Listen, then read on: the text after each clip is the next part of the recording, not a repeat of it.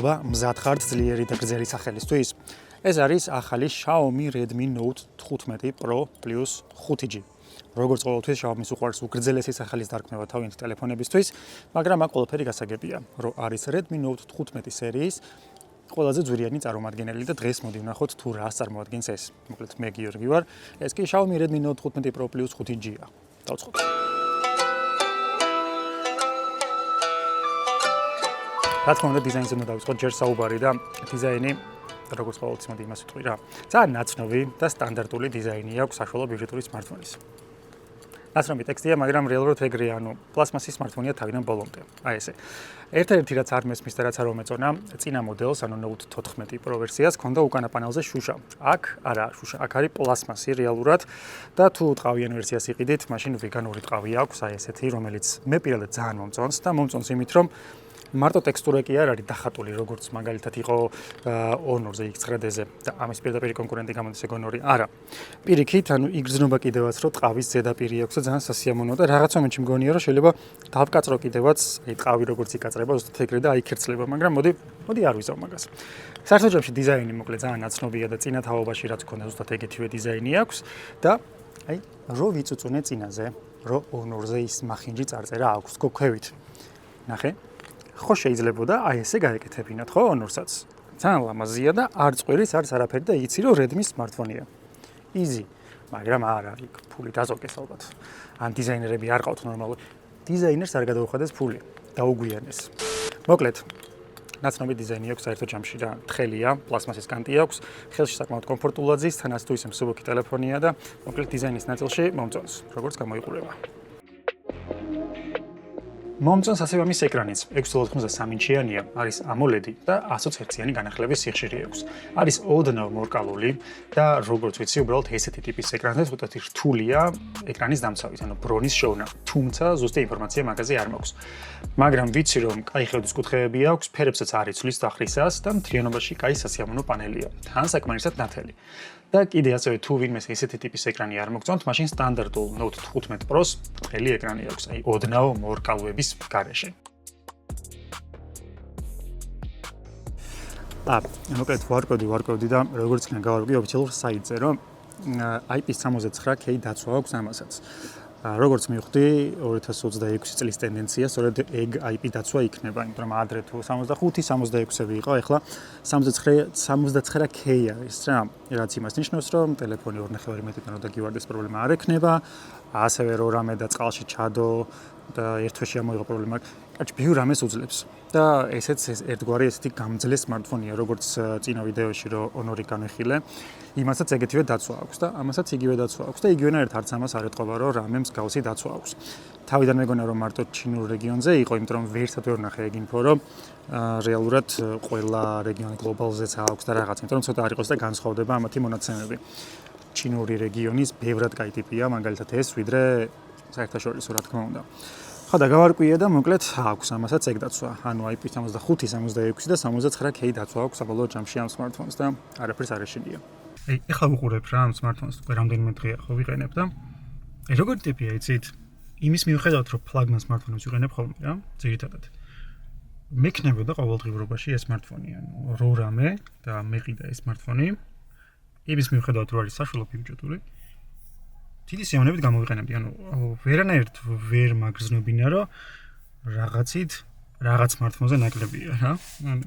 ძალიან კაი, ძალიან გამისწორდა. თან რაღაცნაირად აი ცოტა პრემიალური ტიპიც არის რა და ასწორებს.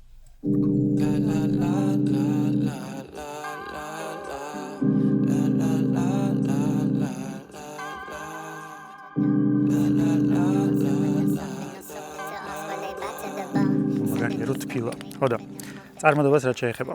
Snapdragon 7S Gen 4-ზე მუშაობს, რომელიც წინასთან შედარებით არ არის მაინც და მაინც ძლიერი, ანუ რო ნახოთ მახასიათებლები, რეალურად თითქმის ყველა ბირთვს ერთნაირი ჰერცები აქვს რა. ანუ ჩათვალეთ 7%-ით უფრო სწრაფი და ძლიერია ვიდრე წინა მოდელი, რაც იყო ამაში. ხო და წავა, ანუ გეიმინგისთვისაც გამოდგება, რო რამე და დაგჭირდეთ, ძალიან კარგადაც გაჩავს. 30 წუთიანი სტრეს ტესტი მქონდა გაშვებული, არ გაცხელებულა და სროსლინგი არ დამართნია. შესაბამისად ძალიან კარგად არის გაგრძელება ამაში გაკეთებული. ეგ მომეწონა. და მთლიანობაში რავი სისტემურად ძალიან კარგად მუშაობს, ძალიან სწრაფია, არცად არ მქონია რამე შემთხვევა რომ სადმე გაჭედავს, არავე მაგდაგვარი, თამაში უბრალოდ მეორე თამაშობ და არც მჭირდება რომ გეიმინგში იყოს მაგარი. შესაბამისად, ყოველდღიურობაში კაია და თუ თამაში დაგჭირდებათ, თამაშებშიც კაჩავს. აი ესე, ანუ ვიცი რომ ძირითადად ყველა მაგას მეკითხება, ანუ თამაშებისთვის რა ვიყიდო, თამაშებისთვის რა ვიყიდო. გამოგადგებათ, ანუ კარგად ითამაშება საშუალო გაფართოებაზე, ძლიერ თამაშს გაკაჩავს. თან სტაბილური ფრეიმებით. მეტი რა გინდა ხო ამ ფასისგან. ისე არე მაქვე მეტა არა პირველი თაობის ესენი და ნაყიდი მქონდა მუქი ფერები მქონდა რა შუშები. და ძალიან უცნაური იყო შენობაში მე მაგ იმებით სიარული რა ჩამუქებული სათვალით რო ხარ შენობაში ძალიან ტეხავს. ხო და გამოვწარი Amazon-იდან რაღაც $30 დამიჯდა, ну არა ორიგინალი, მაგრამ ისეთი შუშა რომელიც ფერსიცულის რა, ანუ ზირთად არის გამჭვირვალე და სადაც არის UV მაღალი ინდექსი, მანდ ამუქებს და საკმაოდ კარგადაც მუშაობს. ძირითადად რაც შევატყე არის ის რომ დილის მზე ზამთარში მაინც მაგას არ აქვს ხოლმე დიდი ინდექსი UV-ს და მაგიტომაც არის რომ, კაი ესე ავჩანვარ, მაგიტომაც არის რომ მან ძირითადად გამჭვირვალეა ხოლმე სათვალე და ვერაფერს ვერ ხედავ. მაგრამ აი ახლა არის რომელი საათია? 4 დაჯდა.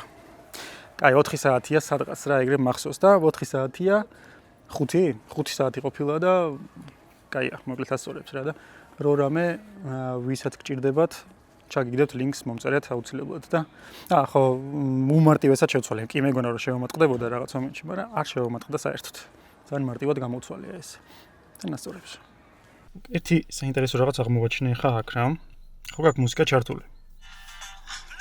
რო აუწევ 100%-ამდე კიდე შეგიძლია დაბუსტო ხმა და 400%-ამდე აუწიო. ანუ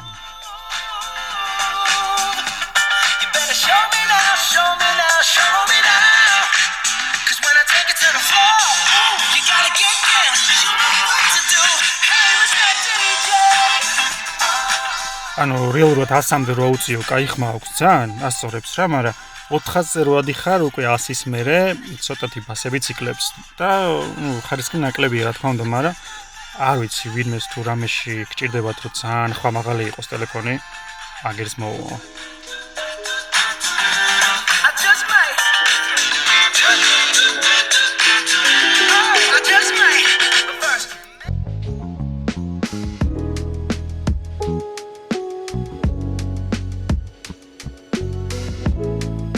ზამთარში იმიტომ ტეხავს გადაღება, ეგერ კამერაზე ხა кейჯი მიკეთია და ძალიან ცივია, ძალიან ხელი ეგრევე მეყინება და დიდხანს ვერ ვიღებ ხოლმე. ამიტომაც ზამთრის კიდევ ერთი მინუსი. ეს მოკლედ გამიმართლა რომ კიდე ლინზები არ მაქვს რკინის და მეტალის. სახში მაქვს ერთი ლინზა, რომელსაც აღარ ვიყენებ, ისიც სუცივი იყო, იმიტომ რომ ცეისი იყო და რკინა იყო. ესე რა მოკლედ ტეხავს. მივადგეთ ახლა ყოველთვის საყვარელ თემას კამერებს. ესე იგი თუ უყურეთ შემწინა განხილვას Honor X9D-ზე, იდეაში იმის კონკურენტია რა, ეს smartphone. ეს მას კონკურენტები არიან, ხო და იქ ნუ არ ქონდა კაი კამერა არანაირად. არ მომეწონა მოკლედ. არანაირად. ამ შემთხვევაში გვაქვს მსგავსი რეცეპტი, ანუ 200 მეგაპიქსელიანი იყო მთავარი სენსორი და 8 მეგაპიქსელიანი ultra wide გვაქვს და რეალურად ფოტოები მომეწონა. მომეწონა იმ ხრივ, რომ თან HDR-ით კარგად მუშაობს. სიმკვეთრეც აქვს ფოტოებს, ვიღაცისგან განსხვავებით. ასევე დამუშავებაც მომეწონა, ფერებიც მომეწონა და მთლიანობაში ultra wide-ის და სტანდარტულიც მოკლედ ერთნაირად კარგად მუშაობს და ერთნაირად სტაბილურად მუშაობს. და თავის ფასიდან გამომდინარე მგონია, რომ ღირსეული კამერაა, ანუ ბევრს ვერ მოსთხოვ, ხო, რეალურად ამას და სწორედ ეგეთია. ანუ ბევრს ვერ მოსთხოვ, მაგრამ რო დაგჭირდეს კამერა, დარწმუნებული ხარ, რომ კაი ფოტოს გადაიღებ და გამოგადგება როგორც ოთხქსელებში, ასევე საქმესთვისაც რა რატომაც არა, ხო? ვიდეოც მომეწონა და უფრო მეტად მომეწონა ვიდეო რა თქმა უნდა ამაზე, ვიდრე ისე Honor X9D-ზე. აი, ესეც წინა კამერის ტესტი, სადაც მხოლოდ Full HD 30 FPS-ით შეუძლია რომ გადაიღოს. უკან მზე არის HDR, პრინციპში კარგად მუშაობს. რა, არ არის ცუდი. ხო და Full HD-ზე მეც ვერ გადაიღებთ, რო იცოდეთ, თუმცა სტაბილიზაცია მომწონს და ფერებსაც ძალიან კარგად ცვავს. წესით დარიგით, ეგრე ჩანს აქედან ყოველ შემთხვევაში რა. არ ვიცი მე რა იქნება. ეს მომწონს მოკლედ. კაია. ოკეი, ელემენტს რაც შეეხება, რა თქმა უნდა, აქაც უახლესი სილიკონ კარბონის ელემენტი გვაქვს. 6500 მილიამპ-საათიანია, რაც არც თუ ისე შთამბეჭდავად ჟღერს როგორც მაგალითად Honor-ის smartphone-ში. და ხო აქ იმას გეტყვით, რომ ჩინურ რეგიონში რაც არის ეს მოდელი კონკრეტულად, იმას უფრო კაი ელემენტი აქვს და ტეხასო ჩვენთან არ არის. მაგრამ 100 ვატით იმუხტება ეს ტელეფონი, 100 ვატით. ძალიან მაგარია, უსწრაფესად იმუხტება, რაც თავარია და მუშაობით საშუალო დატვირთვით დღე ნახევარიდან აი 2 დღემდე გამოვიყვანე რა. ძალიან ცოტა გეიმინგი მქონდა მანდ, მაგრამ ძირითადად ფოტოებს ვიღებდი და უბრალოდ სოც ქსელებს სკროლავდი. და თან მაგ დროს კიდე ის ბენჩმარკის ტესტებიც მაგ დროს გავატარე. ანუ რეალურად ძალიან კაი შედეგია. რო ვთქვათ, 2 დღიანი, აი კაი 2 დღიანი smartphone-ია მოკლედ რა და რომც არ იყოს 2 დღიანი, ეგეც არ არის პრობლემა, ანუ მალე დაიტანება. კომპლექტის მოყვება რა თქმა უნდა, ეგ 100-იანი დამოხტვა და აქედან შეგვიძლია რევერსულად დავტენოთ რამე სხვა მოწყობილობა. ანუ ტელეფონი თუნდაც სხვა, უბრალოდ უკაბელოთ არა და ის ისე კაბელიც უნდა შეაერთოთ. კაია, ანუ რეალურად ტელეფონი თან power bank-ია რა. ხო, მაგალითად ასწორებს ელემენტიც კაი აქვს.